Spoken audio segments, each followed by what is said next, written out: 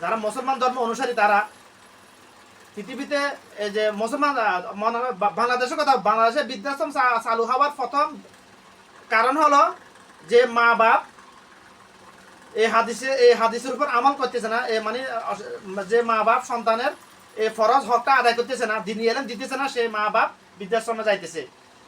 প্রমাণ, বৃদ্ধাশ্রমে গিয়া বেশি লাগবে না, 10 জনের সাথে কথা বলে দেখিয়েন তাদের সন্তানগুলোকে কি শিক্ষা দিয়েছে। শিক্ষিত করেছে, দুনিয়াবী শিক্ষা উচ্চ শিক্ষিত করেছে, দিনী এলেম দিয়ে নাই। তার কলবে কবরের ভয়, আল্লাহর ভয়, আল্লাহকে চিনে নাই, বুঝে নাই, আমার মালিককে চিনে নাই, কার কলবে দিন প্রতিষ্ঠিত করে নাই। একটা বিল্ডিং এর ফাউন্ডেশন যত মজবুত, বিল্ডিংটা তত মজবুত, যত বড় ভূমিকম্প হোক। অর্থাৎ যার কলবে দিন যত জোরালোভাবে মা বাপ স্থাপন করতে পারবে, পরবর্তীতে প্র্যাকটিক্যাল জীবনে, কর্মজীবনে সে ওটা অনুসরণ করে চলবে ইনশাল্লাহ। এটাই সহি মত। কিভাবে? একজন মানুষের জন্য সবচেয়ে বড় শিক্ষক ওস্তাদ হলো মা বাপ।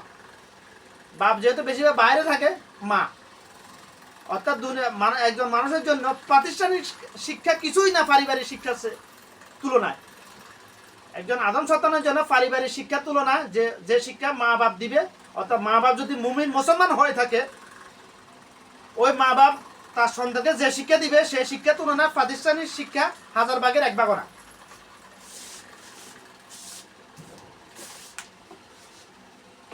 বিসমিল্লাহ।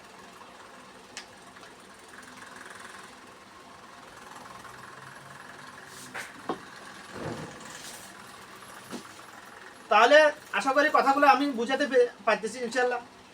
আমাকে যা পরামর্শ দিবেন, কথাগুলো আপনারা বুঝতে পেরেছেন কিনা। গত 2-3 দিন আমার অনেক দিনই ভাই আমাকে পরামর্শ দিয়েছে, আমি কথা মানে খুব দ্রুত বলি, আমাকে দেখা যায় না ভাই, আমাকে দেখার দরকার নাই তো, আমার কথাগুলা কোরআন সুন্নাহ সম্মত কিনা ওটা শুনেন, দেখেন আপনারা, আমাকে দেখার দরকার নাই। আমার সকল দিনই ভাই আপনাদের আমার পরামর্শ, আমাকে দেখার দরকার নাই, আমার আওয়াজটা শুনেন শুধু বাস। আমাকে জিজ্ঞাসা আমি কোন মাযহাব অনুসরণ করি, আমি প্রথমে বলছি মাযহাব মানে কি, তাহলে আমার সম্বন্ধে আরো প্রশ্ন আমাকে আশা করি প্রশ্ন করা হবে না। আমি হচ্ছে সকল মাযহাবের সংমিশ্রণ, যতটুকু জানি আর কি এ পর্যন্ত, যতটুকু আল্লাহ আমাকে জানার বুঝার তৌফিক দিয়েছে, ততটুকুই বলতে পারতেছি বাস, এতটুকু। সকল মাযহাবের সংমিশ্রণ। আমি হাত এখানে বেঁধেও নামাজ পড়ি, হাত ছেড়ে দিয়েও নামাজ পড়ি, দুটাই সহি হাদিস। কখন ছাড়ি দিই আমি, হঠাৎ সেজদা থেকে উঠছি, আমি রুকু থেকে উঠছি, কিংবা সেজদা থেকে উঠি দাঁড়িয়েছি, আমি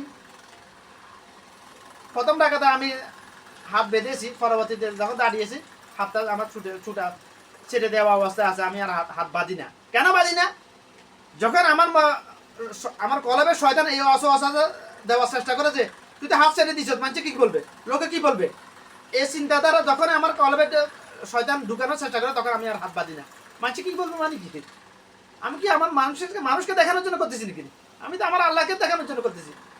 মানুষে কি বলবে, এটা কেমন কথা? আমাদের দেশে পেতনা ছড়ানো হয়েছে, শুধু মানুষে কি বলবে। একজন সন্তানের উপর মা বাপ মানসিক অত্যাচার করতেছে, মানুষে কি বলবে, মানুষে কি এই কথা বলে?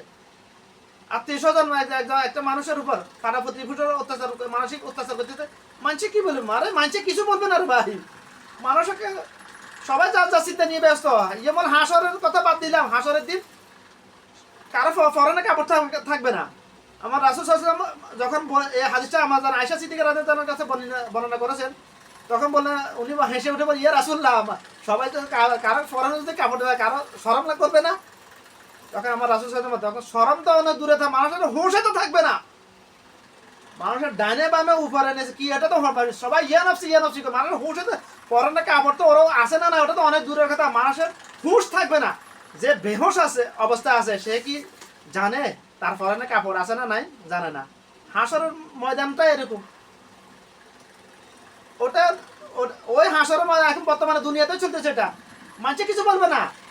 আপনার পিছন দিয়ে যদি একটা আপনার লুঙ্গি যদি ফাটা থাকে, আপনি বাড়ি থেকে বাজারে যাইতেছেন, মানুষের পিছনে মনে মনে সমালোচনা করবে, আপনাকে নিয়ে কুমন্ত্রণা করবে, কুমন্তব্য করবে, কিন্তু কেউ আপনাকে বলবে না, ভাই তোর পিছনের লুঙ্গি ফাটা কেন, টাকা পয়সা নাই, ধর আমার থেকে টাকা 200 টাকা নিয়ে একটা লুঙ্গি কিনে কিনে তোর ইজ্জত আব্রু ডাক, এটা বলবে না কেউ আপনাকে, তো মানুষে কি বলবে ভাই, আমার কি আছে, মানুষে কি বলবে, কিছু তো আসে না আমার, মানুষে কে কি বলবে, যেহেতু আমাকে দুনিয়াতে কেউ কাউকে জায়গা